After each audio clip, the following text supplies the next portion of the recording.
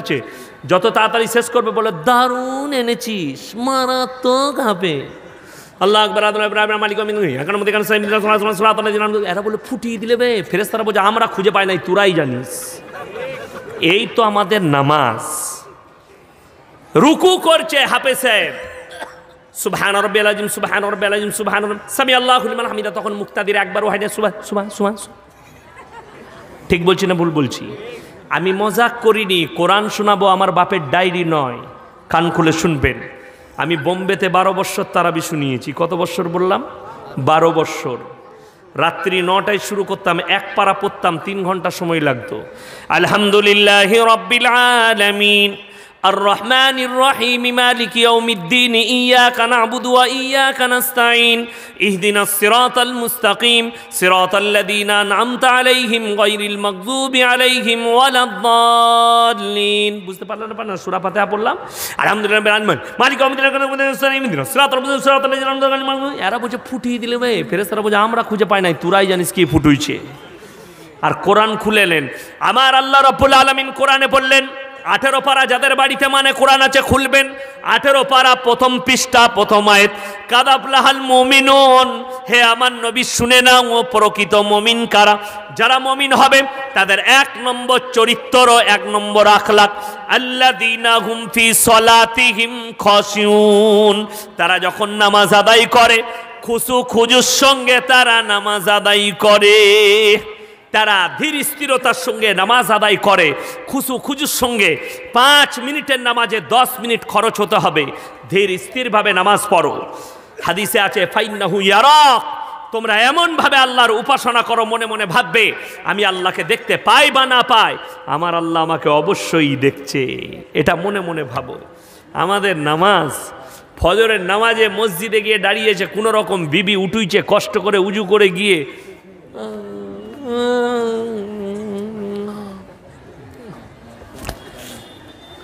এই তো নামাজ আমাদের, তাই না? ফাইন্নাহু ইয়ারাক, তোমরা আল্লাহর উপাসনা এমন করে করবে জানো মনে মনে ভাববে যে আমি আল্লাহকে দেখতে পাই বা না পাই, আমার রব, আমার আল্লাহ আমাকে অবশ্যই দেখছে, এটা তোমরা মনে মনে ভাববে। সবাই ধীর স্থিরভাবে নামাজ আদায় করবো, জোরে বলুন ইনশাআল্লাহ। নামাজটাকে সুন্দর করুন, নামাজটাকে গচ্ছিত করুন। কিয়ামতের দিনে আল্লাহ নামাজের হিসেব নেবেন মারাত্মকভাবে। আমার নবীজি বলেছেন, হাদিসে আছে, যার নামাজ নাই তার ইসলাম নাই। আপনি নামাজি নয়, আপনার মধ্যে ইসলামের কোনো কিচ্ছু নাই, আমার নবীজি বলেছেন। ওই জন্য নামাজ কম্পালসারি। 2 নম্বর, وَيُقِيمُونَ الصَّلَاةَ وَمِمَّا رَزَقْنَاهُمْ يُنْفِقُونَ, এটা হচ্ছে 3 নম্বর। আমি যে রিজক দান করেছি সেখান থেকে তারা ব্যয় করবে। তোমাকে যে রিজক আল্লাহ দিয়েছে সেখান থেকে খরচ করুন, সেখান থেকে আল্লাহর রাস্তায় খরচ করুন, নিজের জন্য ব্যয় করুন। আমাদের দেশের মানুষ কিন্তু আল্লাহর ওপরে ভরসা না রাখার কারণে এখন তো মানুষ হারাম পথেও হাঁটতে শুরু করেছে। গরিব মানুষরা যদিও সেফটি ছিল, আমাদের দেশের কিছু বেঈমান কাফের বললে অধিকও সেফটি দিই না, অধিকও জড়িয়ে ফেল। কিসে? আপনাদের দেশে নাই বন্ধন লোন আর গ্রুপ লোন আছে? সুদের উপরে পয়সা নিয়ে ধ্বংস হয়ে যাও, নিজের পরিবারকে ধ্বংস করো।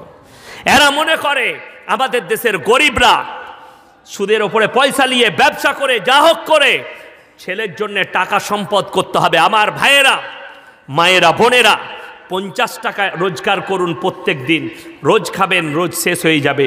100 টাকা রোজগার করুন, কিয়ামতের দিনে হাদিস শরীফে এসছে, একজন বড়লোক পরেজগার মুত্তাকির থেকে একজন গরিব মানুষ পরেজগার মুত্তাকি 500 বছর আগে জান্নাতে প্রবেশ করবে। জোরে বলুন সুবহানাল্লাহ। আপনি গরিব হয়ে যান, আপনাকে আল্লাহ যেরকম সামর্থ্য দিয়েছে, ছেলের জন্য পয়সা রাখতে পারেননি, আর আমি চ্যালেঞ্জ ছুড়ে বলে যাচ্ছি, যদি ছেলের জন্য 100 কোটি টাকা রেখে যান, তার তকদিরে যদি ভিক্ষা করা লেখা থাকে তাকে ভিক্ষা করে খেতে হবে, ঠিক না ভুল?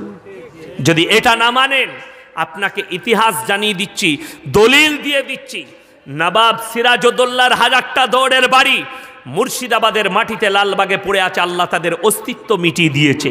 শাহজাহাঁ বাদশাহ নিজের বিবির জন্য তাজমহল তৈরি করেছিল, গিফট দিয়েছিল নিজের বিবিকে, মমতাজকে। মুমতাজ আর শাহজাহানের অস্তিত্ব আল্লাহ মিটিয়ে দিয়েছে, তাজমহল তার জায়গায় দাঁড়িয়ে আছে, ঠিক না ভুল? তাই তোমার কোনো অস্তিত্ব থাকবে না, তুমি মিটে যাবে। কিসের পয়সা, কিসের সম্পদ? ওয়ামাল হায়াতুদ দুনিয়া ইল্লা মাতাউল গুরুর। এই দুনিয়াটা তোমাদের জন্য সম্পূর্ণ ধোঁকা। আমাদের দেশের গরিবরা মনে করে বড় লোকরা ভালো মন্দ খায়, বিরিয়ানি, মুরগা, মুসাল্লাম, পোলাও খায়, আর গরিব মানুষরা খালি কি খায়? শাক ভাত খায়, আলু ভাত খায়, তাই না? রুজির মালিক সকলে জোরে বলুন কে? আল্লাহ। আরো জোরে বলুন কে? একমাত্র আল্লাহকে যদি বিশ্বাস করেন, যদি এটা যাদের বিশ্বাস নেই, তাদেরকে বলবো সকালবেলায় উঠে শামসি বাজারে যাবেন, সকালবেলায় উঠে ভালুকা রোডে যাবেন, সকালবেলায় উঠে মালদা টাউনে যাবেন। 100টা কোটিপতি, 100টা লাখপতি, 100টা ডাক্তার মাস্টার আন্ডার প্যান্ট পরে ছুটছে। কি হলো ভাই? বলছে ডাক্তারে বলেছে 4.5 কিলোমিটার ছুটবি। 330 sugar, 450 sugar. সকালবেলায় সুগারের রুগীরা দেখেছেন কি খায়? দোকানে গিয়ে বিনা চিনির 1 কাপ লাল চা।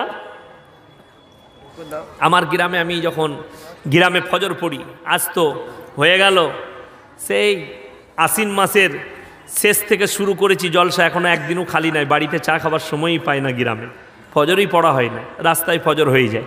আমার একটা ভাই আছে, ফুফিতো ভাই, খুব ভালো চা বানায়, আমি গেলে বানিয়ে দেয়। তা তার দোকানে একদিন ফজরে নামাজ পড়ে বসে আছে, আমার গ্রামের একটা বন্ধু এলো, বলছে ভাই 1 কাপ চা খা। আমি বললাম তুই? বলে বিনা চিনি চা বানাতো। আমি বললাম আমি তো চিনি দিয়ে খাবো। বলে আমি বিনা চিনি খাই। বলে মজা লাগে? বলে দারুণ লাগে, খেয়ে দেখ। আমি বললাম ছাগলে মুখ দেবে না ওটা। ঠিক বলছি না ভুল বলছি? বিনা চিনির চা ছাগলে মুখ দেবে? ওটা ফেরে পড়ে ভালো লাগছে, সুগার হয়েছে বলে।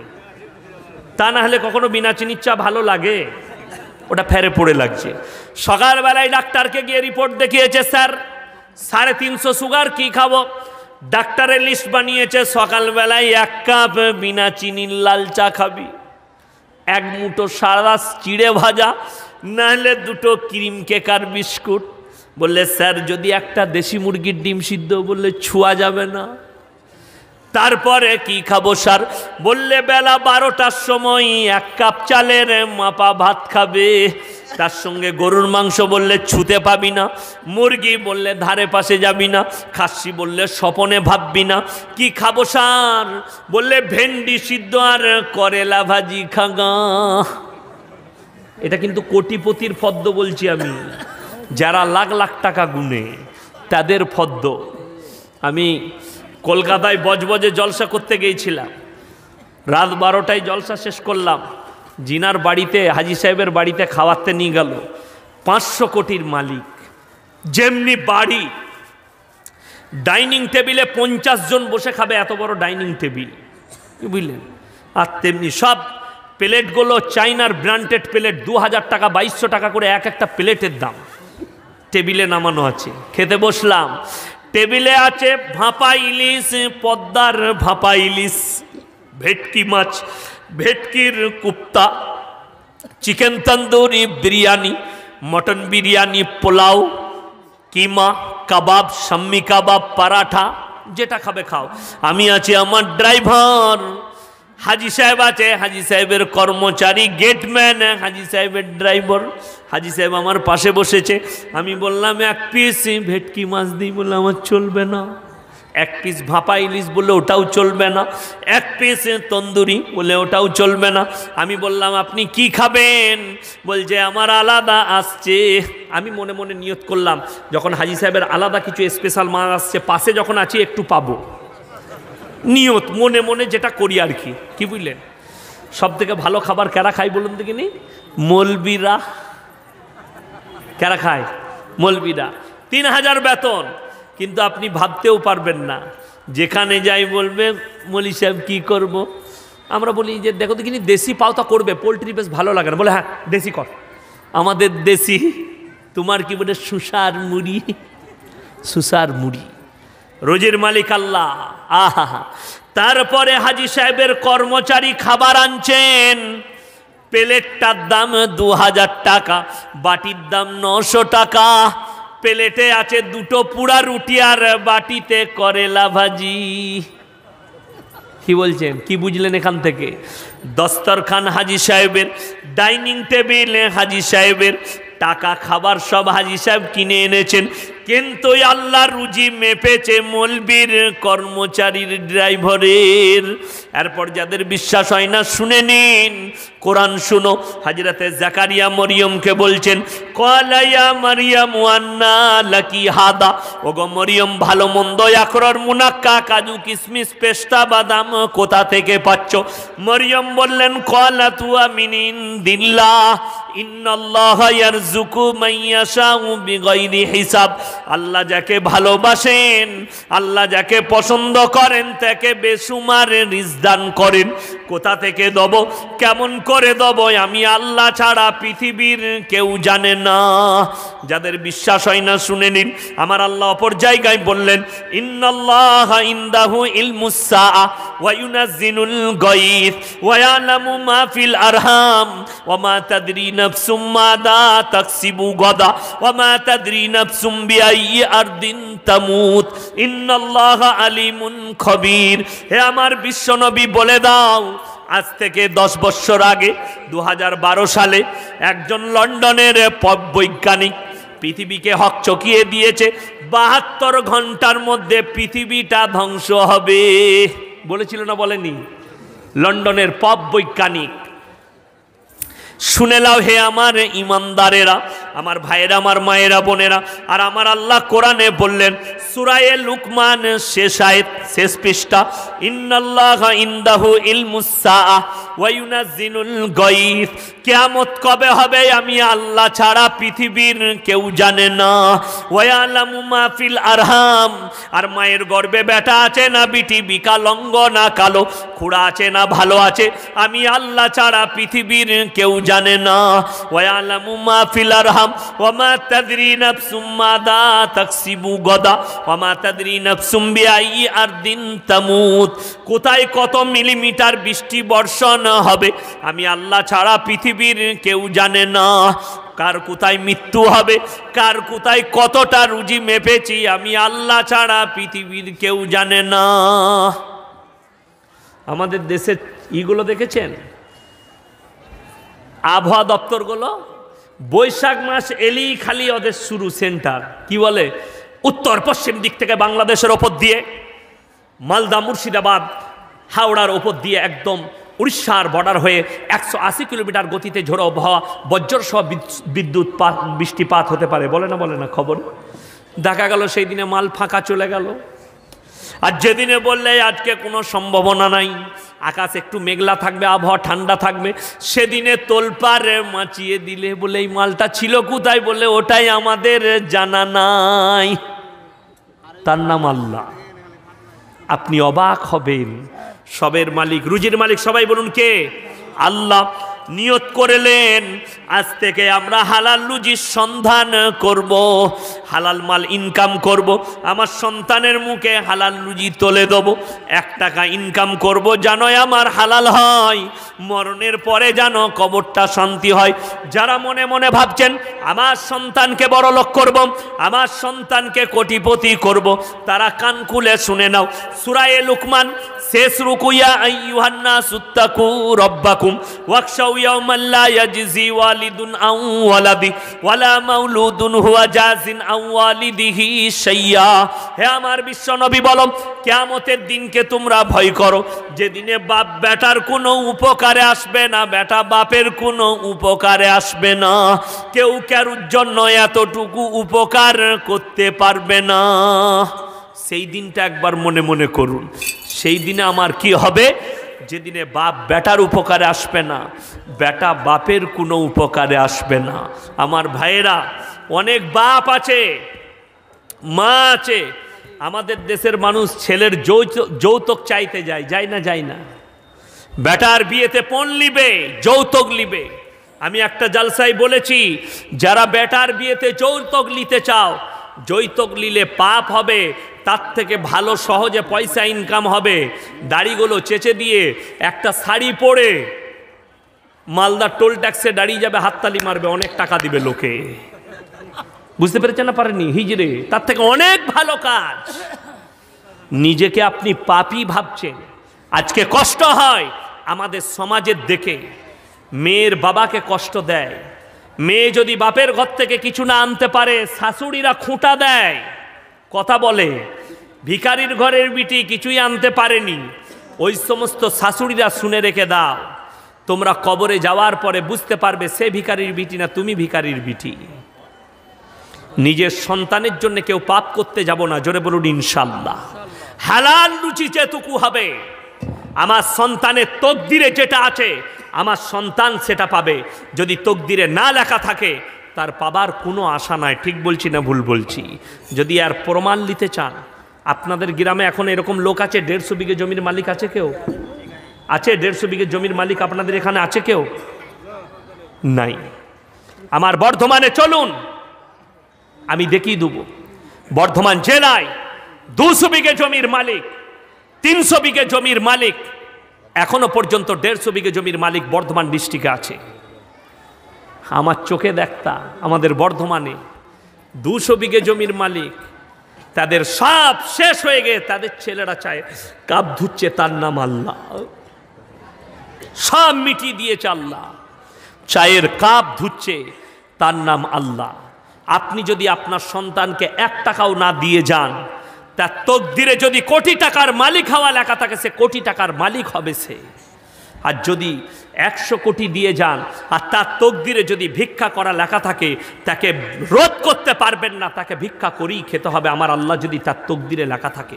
আমাদের দেশের মানুষের ওপরে দুঃখ কি জানেন? 1 লাখ টাকা বেতন পায়, 1 লাখ টাকা, আল্লাহর ওপরে এদের এতটুকু বিশ্বাস নাই। কত বেতন পাই বললাম? 1 লক্ষ টাকা বেতন পায়।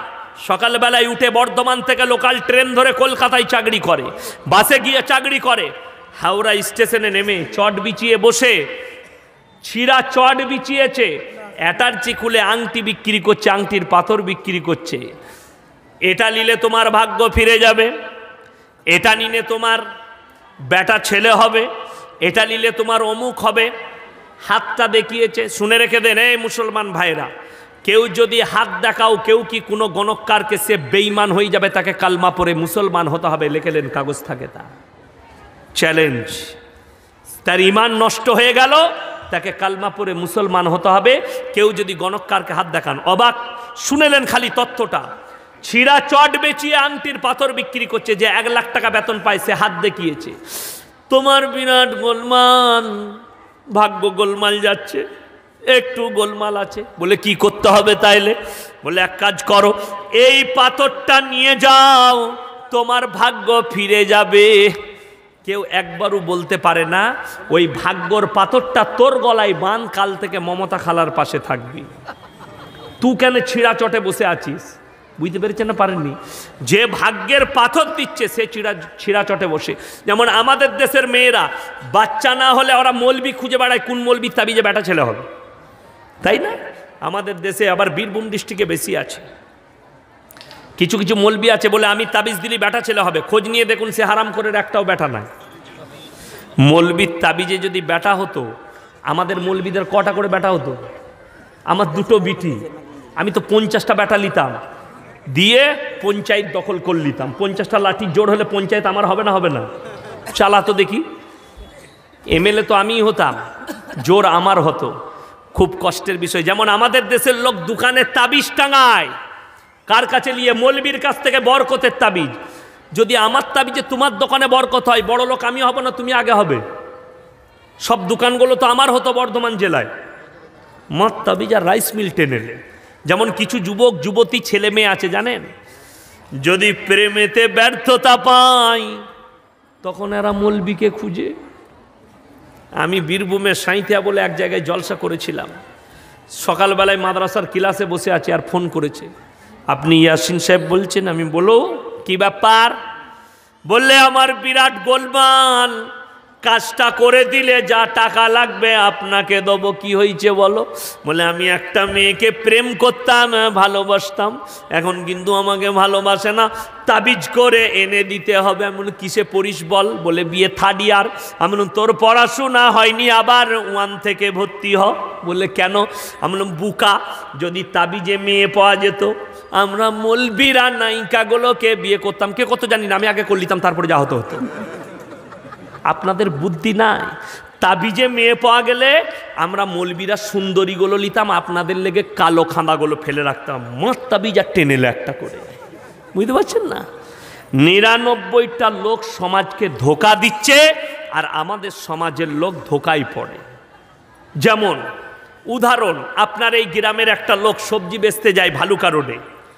সকালবেলায় ভোরের বেলায় সবজি বেচতে গেছে, আলু 10 টাকা কেজি, পটল 5 টাকা, পালং শাক 5 টাকা, বাজার একদম খারাপ, বেগুন 10 টাকা, বাজার খারাপ গেছে। ঘরে মন মিজাজ খারাপ করে এসছে, ঘরে ঢুকা মাত্র বউ বলছে, কই গো 10 টাকা 100 টাকা দাও। চুপ কর খেবি, রোজ জ্বলিয়ে দিলি তোরা টাকা টাকা করে। ই তখন মনে মনে খালা ভাবছে, এ তো আমার ওপরে একদম চটে গেছে। সকালবেলায় মৌলবীর কাছে হাজির। কি হয়েছে? বলে আমার স্বামী একদম আমাকে ভালোবাসে না, দেখতে পারে না, তাবিজ দাও। আবার অনেক মৌলবী আছে লাল মোরগে তাবিজ লেখে, বলে লাল টকটকে মোরগ নিয়ে এসো, এনেছে, তাবিজ লিখেছে, বলছে এটা খালুর বালিশে ভরে দেবে। ই ভরে দিয়েছে নিয়ে গিয়ে বালিশে।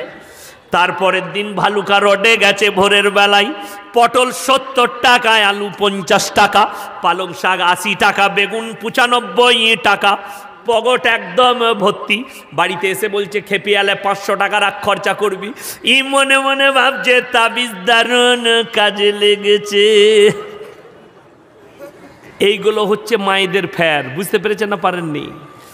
এই ফ্যারেতে আমার মায়েরা বেশি পড়ে। আমি যখন বর্ধমান টাউনে খাগড়াগড় কাণ্ড শুনেলেন, হয়েছিল না হয়নি? খাগড়াগড়ে বোমবাস্ট, খাগড়াগড় কাণ্ড। ওইখানে একটা মাদ্রাসা আছে ওই পাড়ায়। আমি ওই মাদ্রাসায় 4 বছর শিক্ষক ছিলাম। ক বছর বললাম? 4 বছর। একই কামরায় থাকতাম। আমার এক বন্ধু ছিল কারি সাহেব, সে এইসব তাবিজ ফাবিজ ঘর বন্ধ করতো। আমি বলি, কী সব করছিস ফালতু ফালতু? বললে এইসব তুই বুঝবি না। আমি বললাম যে নতুন নতুন ফারেক হয়েছে, আমি অত বুঝিও না। কি বুঝলেন? আব্বা বলে কিতাব ফিতাব পড়াবে, ওইসব ধ্যান দিই না। তো আমি ওইসব ধ্যান